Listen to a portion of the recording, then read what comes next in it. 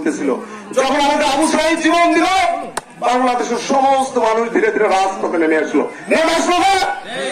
ধীরে ধীরে এই আন্দোলন খুনি হাসিনার পতনের আন্দোলনের রূপ নিল। 5ই আগস্ট সেই কাঙ্ক্ষিত দিন শেখ হাসিনা পালিয়ে গেল। আমাদের এই দ্বিতীয় স্বাধীনতা, এই স্বাধীনতা আমাদেরকে রক্ষা করতে হবে। শেখ হাসিনা পালিয়ে গেছে, তার দোসররা কিন্তু এখনো পালিয়ে যায় নাই, তার দোসররা কিন্তু এদেশে রয়ে গেছে। তারা এখনো বিভিন্ন ভাবে ষড়যন্ত্র করছে, চক্রান্ত করছে। এই সরকারকে ব্যর্থ সরকার যেতে হয়, সেই চক্রান্ত করছে। পার্শ্ববর্তী ভারতকে আপনারা দেখতেছেন, ভারতের মিডিয়াগুলোতে কি পরিমাণ প্রোপাগান্ডা চালাচ্ছে দেখতেছেন না? কিভাবে মিথ্যা সংবাদ প্রচার করছে আমাদের সার্বভৌমত্ব নিয়ে, আমাদের স্বাধীনতা নিয়ে। আমাদের যে বিপ্লব, ছাত্র জনতা জীবন দিয়েছে, রক্ত দিয়েছে, স্বাধীনতা আমরা অর্জন করেছি, সেই স্বাধীনতাকে নিয়ে তারা কিভাবে নোংরামো করছে, কিভাবে প্রোপাগান্ডা